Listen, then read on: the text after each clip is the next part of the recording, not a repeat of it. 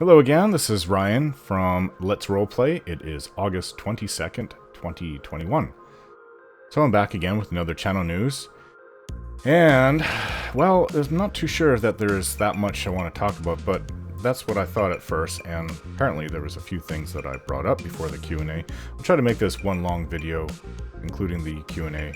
I know it was really long last time, it was over an hour, and that was with all the polls that I went over. So, let's begin. So, my health has not been that great in this year, 2021. I shouldn't say health, actually, part of it was health. But the delays in my videos that I was producing, and I took time off in February and March, and a couple weeks off during the summer, then got sick with something when I came back to make videos, which really sucked. But there's been a lot of delays, so that kind of means that Pillars of Eternity 2 and Baldur's Gate, Pillars of Eternity 2 would have been finished by now, I assume, and Baldur's Gate 2 would have been nearly finished, and I would have liked to have been there. I don't think Baldur's Gate 3 is ready yet, so I don't know. I'm not sure what's going on. I know they keep updating it, but is it actually ready to be played with the full story and all the characters in it? I don't know. So that means, though, I'm confident that by Christmas time, Pillars of Eternity 2 will be done. And I believe that Baldur's Gate 2 will actually be done by then. Pillars of Eternity 2 will probably be done within, I would say September sometime, is my guess. I'm guessing, because it's Pillars of Eternity 2 is the only game that I haven't played before I started putting videos out on my channel. So, as you see me go through it, those are my real reactions and my characters' thoughts and everything.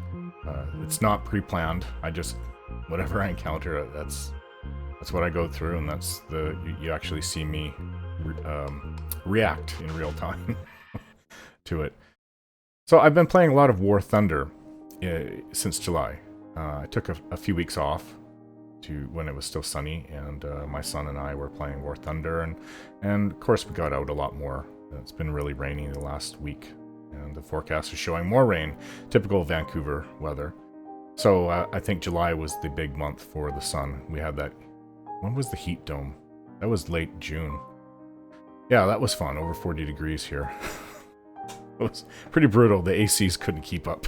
I think they made it as cold as... I mean, I'm using Celsius, so... they made it about as cold as 31, 32 in the living room. But at least the bedrooms, as they're smaller, and when the sun was down, then it was able to cool the room down to a reasonable 22 degrees.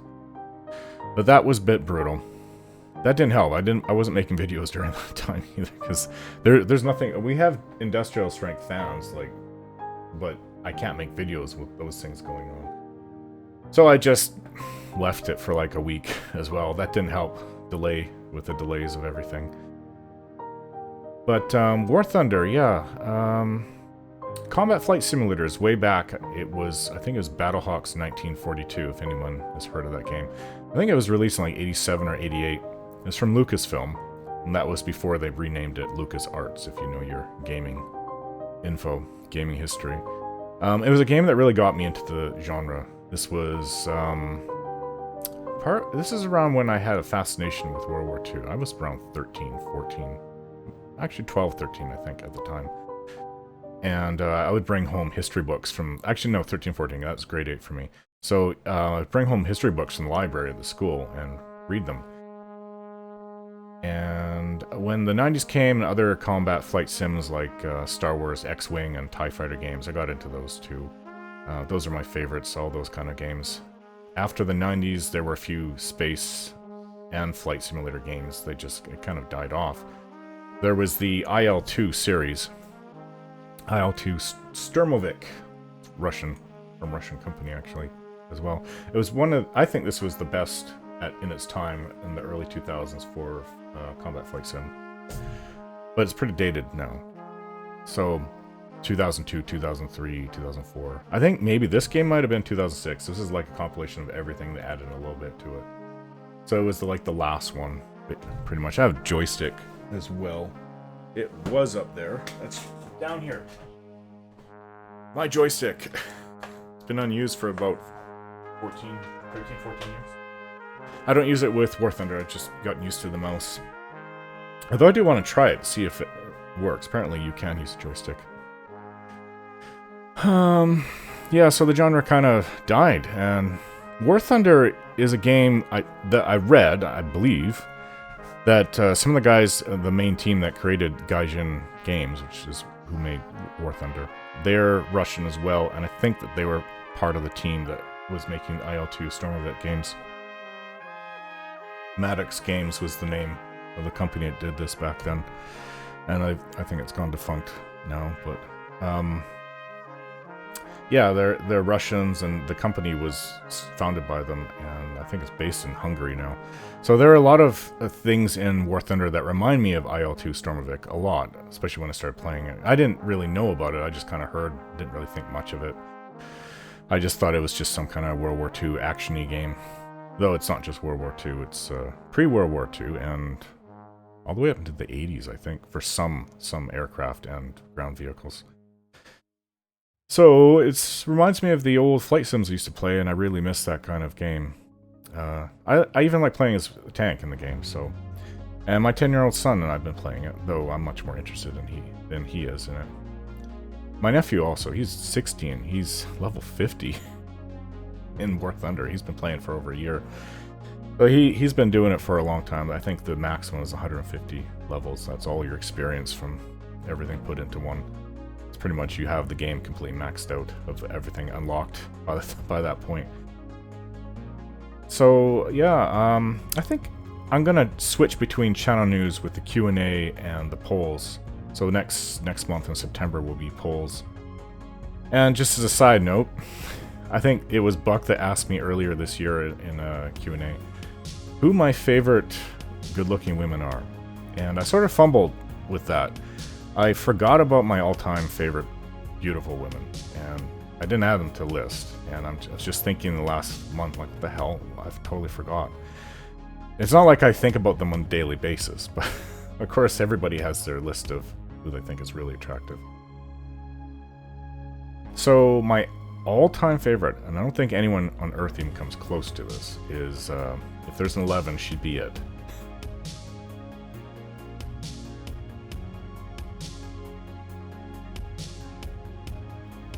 Yvonne Strahovski. She's been in various shows and in games over the years. She was the voice of Miranda in Mass Effect 2 and 3, and also she was in the movie The Tomorrow War, which just came out a short while ago. Yes, she's just so much eye candy. She's gorgeous.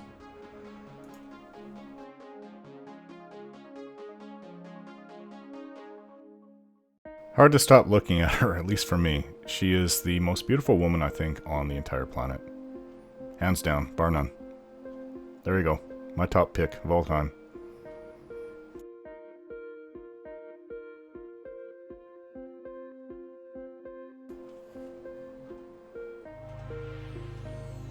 Then we have Ali Larder, who I only know her from the Resident Evil movies. Not that I'm a big fan of those movies. They just pretty much butchered the actual game's stories and made a mess of it all and just made some crazy action movie with no substance, which is typical of Hollywood. Yeah, I think she's beautiful too. She really stands out in the Resident Evil movies.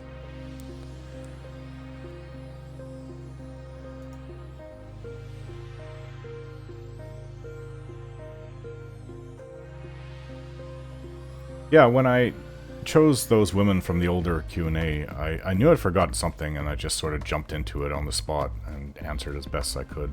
I didn't really give it as much thought as I should have.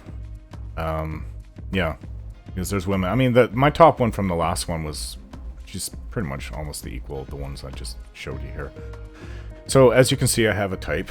Yeah, blonde. Yep. Okay, let's get on with the Q&A.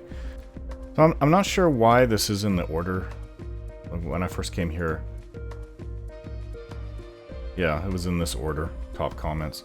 Buck from 3 days ago, Oddfellow from 5 days ago, and Javar Stablehand from 4 days ago. So I'm going to go with the oldest first, actually. So Oddfellow wrote, I thought you mentioned doing Fallout 4. If so, what do you think the timeline for that will be? Thanks. Fallout 4! Yes, I'm looking forward to that. So it'll be coming when Pillars of Eternity 2 is complete. What did I write here? When will that happen? As I said, I don't know. I don't know exactly because I haven't played Pillars of Eternity 2 before, but I assume it's pretty much at the end.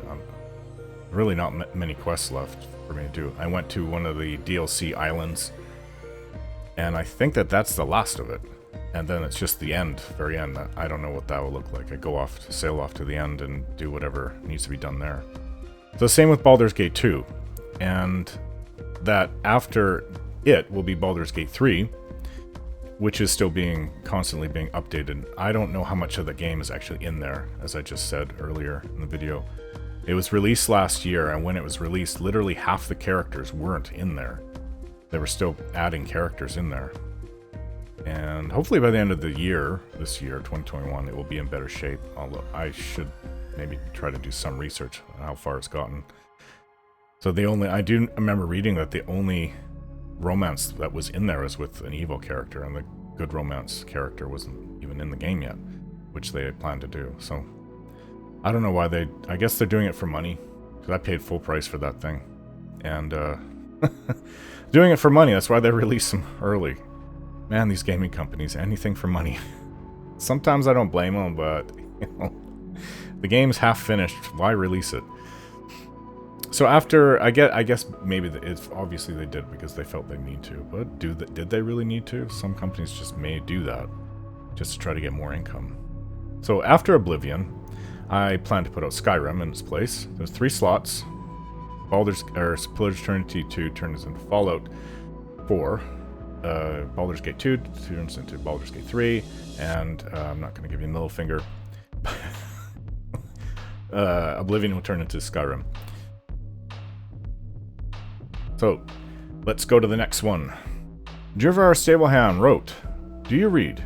If so, what are some of your favorite books? What games have you been playing that you don't record, if any? If you were transported into Skyrim and had to pick between the Stormcloaks or the Imperial Legion, whom would you choose and why? And there's more. Is YouTube your full-time job or something else? On a scale of 1 to 10, with 1 being the absolute trash, 5 being average, and 10 being perfect, rate these 6 games. Morrowind, Oblivion, Skyrim, Fallout 3, Fallout New Vegas, and Fallout 4. Alright, that's a lot. I've got to find where I wrote all about that. Okay. First question, do you read? If so, what are some of your favorite books? Well, some of my favorite books. Oh, I just got a compilation of my favorite books. Or sorry, of the books that I've been reading. So, I guess fantasy and history would be my favorite. And funny enough, I don't know why people think history is so dry. To me, it seems like a story of people doing what they did and why they did it. Failures or success is all in there. And I don't know, I've got a lot of history books. Almost all that is history books over there. And this, by the way, I guess I'll bring this up. Talk about that. I think that's on the camera. My bookshelf over there. I'll talk about that in a moment. But, yeah. Fantasy and history, those are my favorite. Although I do read a lot of other things. I mean, all behind me is all fantasy books up there. With some others. So I was raised, I guess I have to get into this. I was raised in an atheist-orientated family. So there's no religion in my family, not my grandparents, uncles, aunts, cousins on either side. All atheists pretty much, but not strict atheists, as I'll go through right now. They weren't opposed to me searching for my own spirituality, right? So I think there's more anti-religion, not anti-spirituality. To me, there's a big difference. And hopefully everyone will get that difference. Some people don't think that there's a difference.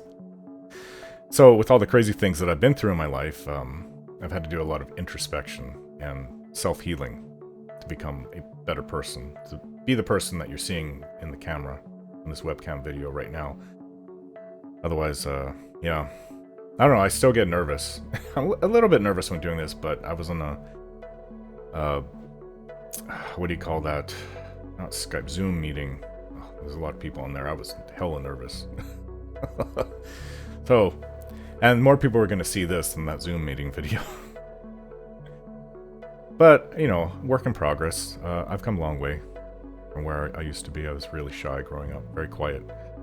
So, with everything I've gone through, I have a healthy dose of my own spiritual views. I believe in God, and I don't just follow any religion. That's the difference. So I do read a lot of things about spirituality. I read about paranormal things, especially since I've experienced so many unexplained things in my life. And that's not from me. It just showed up. This bookshelf was given to me 20 years ago by my mom. I think her coworker was trying to get rid of her children's stuff or moving out, and she just asked me if I wanted a bookshelf. I said, yep, and it came with this yin-yang balance. I mean, that's good too, although doesn't make me Buddhist. I'm not a Buddhist. I'm not a follower of any religion. Just I have my own spiritual beliefs. Okay, so I hope that that explains it. I read those things as well, and some of them are on the bookshelf behind me. So, second question, what games have you been playing that you don't record, if any?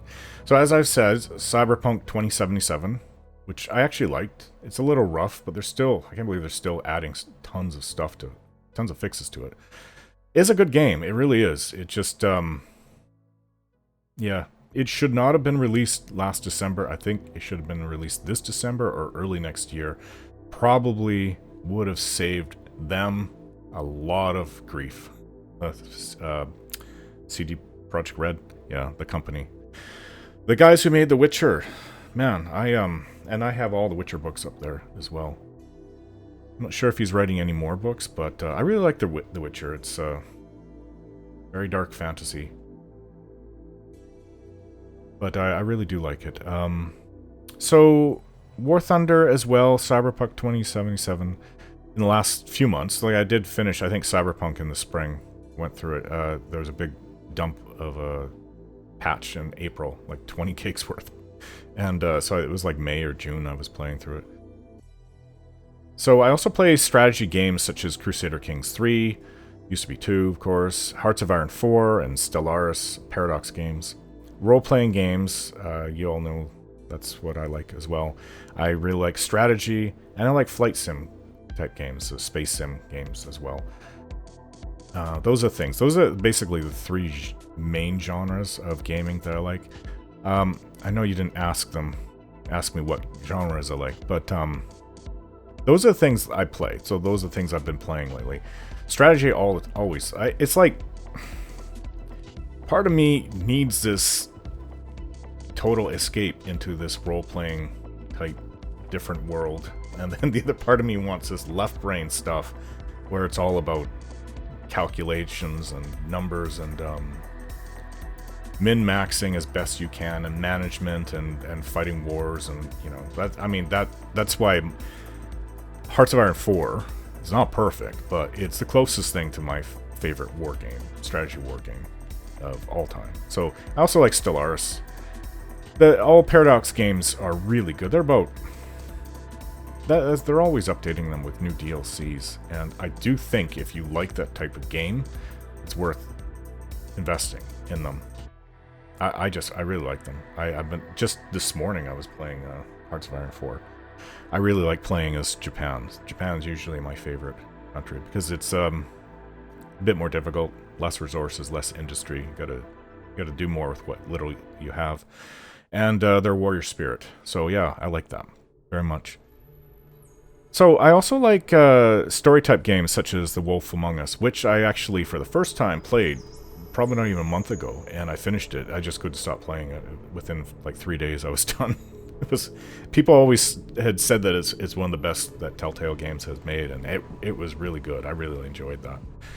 It's almost like a half detective, half and the voice acting and the writing was really, really great. Totally different kind of fantasy, like totally. I didn't even know that there is this fairy tale type fantasy comic books. I looked up a little bit of it, and yeah, this predates all the comic books, apparently. I didn't even know that was a thing.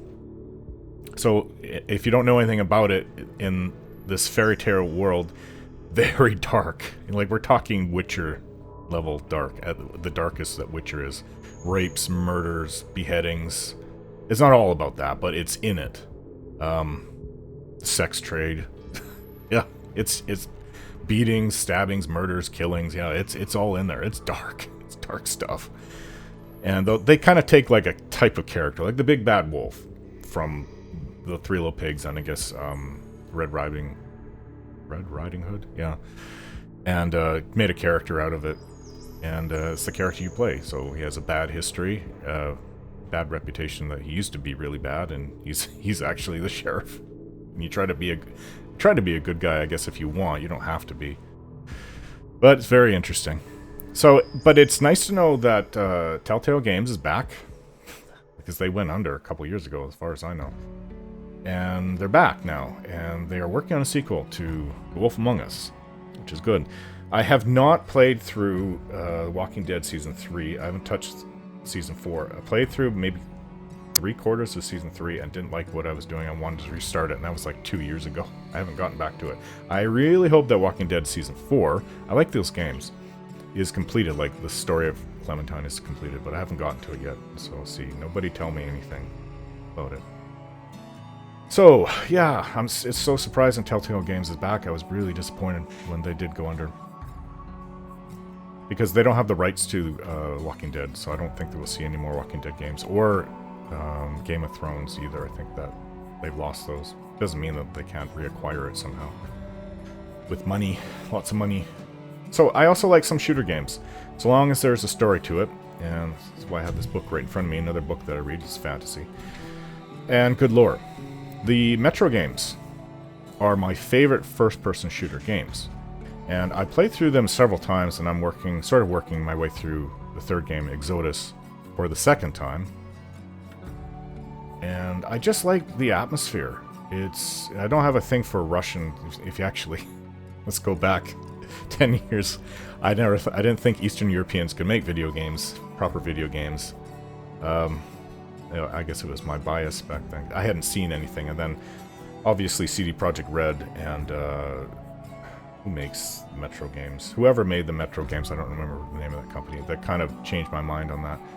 They also War Thunder as well. So I mean, and I should have known because they did this. I just probably never put two and two together way back then. But yeah, they make good games. Any country is capable of making good games. I just was being a bit of an idiot over it, not thinking it through.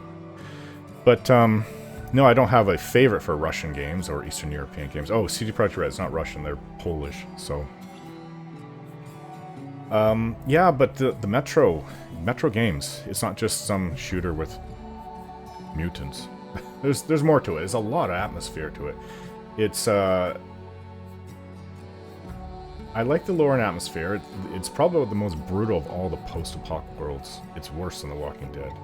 Man, you're afraid, like, at least with the walkers out there in The Walking Dead, they're not going to hunt you. Like, mutant animals out on the surface of Metro are really brutal, and I don't even know how humanity could survive, even outside of Moscow, where it's, permanent winter. I don't know. It's not and then the radiation. Radiation is, like, everywhere. That's actually worse than the mutants. You always have to wear a mask. Before the Metro games, I didn't realize, like, why do you have to wear a mask, gas mask, for radiation? But I guess you're breathing in the particles, right? So you have to try to not breathe it in as much as possible. That's why everyone wears gas masks when they go up to the surface.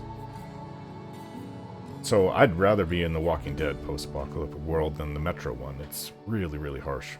There's, like, hardly anybody alive. It's a pretty brutal world. It's, like, left to all the mutants up top. Very, very strong, crazy, strong creatures. So if I was number 3 from, obviously still from Jervar Stableham, who changed his name. I like some, if you were transported into Skyrim and had to pick between the Stormcloaks or the Imperial Legion, whom would you choose and why? Well, Mr. Ralof Stormcloak. Yes, that is who Jervar Stablehand is. He's back. He went missing. YouTube took away his commenting history and power, which I don't understand what that's about. Anyways, that's a separate issue. So, I hope you don't take my answer too negatively. but I would choose the Imperials. For two reasons. Together, Skyrim and what is left of the Empire are stronger against the Thalmor or the Eldameri Dominion. And two, I don't really like Ulfric Stormcloak that much. I mean, I don't despise the man, I just think he's kind of selfish and everything's for him. I've always been a fan of the Empire, and I would like to see them reclaim Tamriel in some, in some future Elder Scrolls game. But regardless, I would rather see Skyrim remain with the Empire to fight the High Elves. So, 4. Is YouTube your full-time job or something else? My full-time job is my family and my health. My part-time job is YouTube. If I was actually making a lot of money off of it, then I would hire someone to help out with my family, to watch my kids, and devote more time to my channel. But 20 to 30 hours a week is about as much as I can do. Keep in mind both my kids are special needs. And I have several injuries. I've got neurological problems. I got an injury to my spine. Yeah. I mean, I'm literally considered disabled. So, yeah, as the question that Buck has asked, or I'll get to that, but yeah, I guess it becomes more relevant in the, once you guys realize that. So, his next question, 5. On a scale of 1 to 10, with 1 being the absolute trash, 5 being average, and 10 being perfect, rate these 6 games. Morrowind, Oblivion, Skyrim, Fallout 3, Fallout New Vegas, and Fallout 4. Morrowind would be, as of today with my own experience, like from the last playthrough I did with on my channel, I'd give it a 6, with all the mods on it. I mean, it doesn't mean I dislike it, it's just that it was pretty stale for me. The lack of voiceovers, horribly monotonous quests, the static world, it was good in its time when it came out in 2002, but now, yeah. I know that there was a mod that put everybody, I don't know if it put, I just think it just threw them in their homes at night. Just like transported immediately. I guess, I don't know, 9 at night, 10 at night, they're just gone. And that was a way of trying to deal with everyone going home. But it's really nice in Oblivion to see people live lives, even though they've dumbed down the AI from what it could have been. If anyone's seen that first video of what, before Oblivion launched, what it looked like with that woman that had that dog barking and she was shooting arrows at the target, and she was just going about doing her life. It was really interesting. And then, I'm pretty sure I told this story before, they had really detailed AIs like that for people all throughout the game, but they found that they couldn't control, like there was just randomly someone would do something and it would get the guards after them, then there'd be people getting killed left and right in the city. And so they dumbed it down so it's just basic stuff. And I haven't added anything to help with the AI in Oblivion, but with Skyrim, I will be definitely adding in, what was it called? It's something that helps AI. Anyone that mods Skyrim would probably have come across it. It's actually been out for like 10 years now. 8 or 9 years now. But yeah, everyone does their routine. This adds a little bit more detail. I like that. I like that, like, the, out of Whiterun, there was the two families, the feuding families, about the daughter and one of the sons, they actually are together and they kind of sneak out, not sneak out, but during the day with the mod that changes the AI, you'll see them outside spending time sitting on a rock or something next to each other and just talking to each other. It's nice to see things like that. It just makes the world feel more alive. Yeah, and I didn't get that in Morrowind. The horrible quests didn't help. They were not very engaging. When it first came out, I would have given it an 8, but today a 6, and that is a very optimistic, biased 6. So Oblivion today, probably a 7, but back then when I first played it, an 8, and that's not including the crashes. If I included all the crashes, it would go down a couple more. Skyrim for me, a 9 now, and 10 when it came out, but again, when the next Elder Scrolls game comes along, and if it's well done, then Skyrim will probably bump down a notch. So Fallout 3, probably an 8 when it came out, and today, I think 7. I don't know why, I really like Fallout 3. Parts of it, obviously, I don't like all parts of every game, but if sometimes people see things in something and And I would be guilty of it too, that you don't like something about something and then that's all you see when you see it. You don't kind of think about the stuff you do like about it. But I like Fallout 3. I don't know why, I like it. And okay, so let's go to New Vegas. Probably a 5 today, and maybe a 6 when I first played it. I'm just not a big fan of New Vegas. I don't hate it, not at all. I think there is a bunch of neat ideas and characters and factions in it. I've watched someone else do a full playthrough, and I probably played around half of it myself through the game, including the DLCs. I played through some of the DLCs, finished them. It's the only single-player Fallout game that I haven't completed. And for me, reasons that the things that I don't like about it is its length and the blandness of the environment. The game for me just got stale. Everyone else has their own experiences. So if you really like Fallout New Vegas, then just keep in mind that I'm not attacking you or your choices or whatever. I'm just being honest about my experience with it. Another thing that I didn't like about Fallout New Vegas was that it's pretty much, so that's like a 2009, 2010 game. Okay, Fallout 3 is 2008. So I think New Vegas is either 2010 or 2011. So they had companions and they were advertising, you know, it's a new thing in Bethesda type game. I know it was from Obsidian, but a companion that would be with you all the time, and you get to change them out, and there's different ones. So I'm thinking more of a role-playing game, kind of like the ones that BioWare has traditionally done, where you have all your companions, they have their personality and everything. And your characters do have your personality in Fallout New Vegas. It's just that I was hoping for a romance with one of them, and that's one thing that I don't like, and I don't exactly remember his name. Maybe. Hopefully this won't crash on me. Books are not held up there very well. Oh, Pillars of Eternity 2, or Pillars of Eternity by Obsidian. I guess it doesn't have their names on it. But this is the collector's box that I got. And I forget the name of the guy, one of the main guys. Jeez, I haven't opened this up in years. I was going to do a show where I came unopened. Jeez, I could probably sell this. Keep it in good shape. I don't remember. He's got dark, long hair. He actually left Obsidian recently. He's very much against romances, which is weird because one of the best romances I've ever played through was in Neverwinter Nights 2, the DLC part, not the main game. Main game was not very good romance. The DLC was very, very good romance. And those are just things I like. That it really enhances the game. New Vegas had these companions. I'm used to playing BioWare games. Obsidian, you know, they used to be part of the same company that not part of the same company, used to be under the same company that BioWare was, as a different game company name. Then they reformed and made Obsidian. And, you know, with Neverwinter Nights 2, I thought they would have a great romance. I was looking forward to it, and I was really let down that wasn't in the game. That has not really helped my view of New Vegas. Not many games would do that, really. Have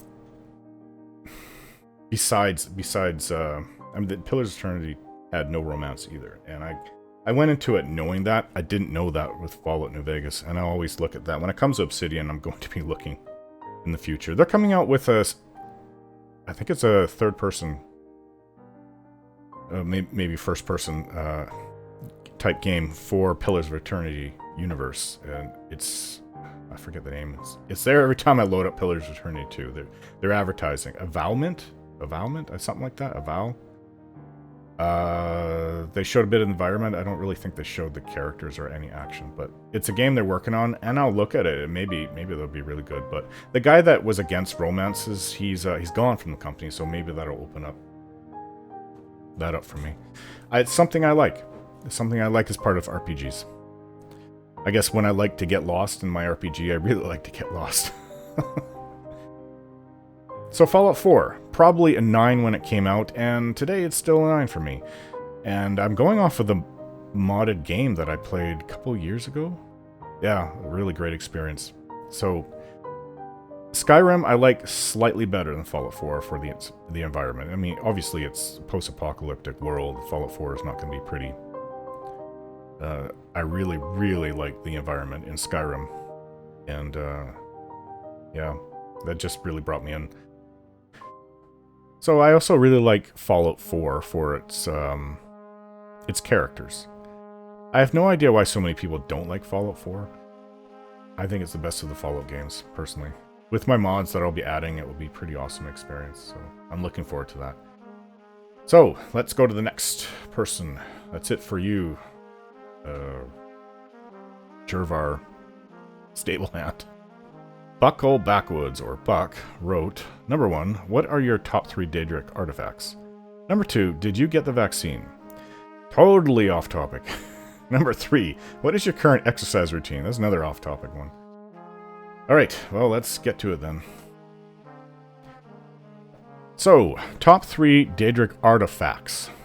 I had to actually think about this because I don't routinely just use... There's some I like, of course, but it's not like, I don't know, I'm not super excited about them. I think that they have their uses.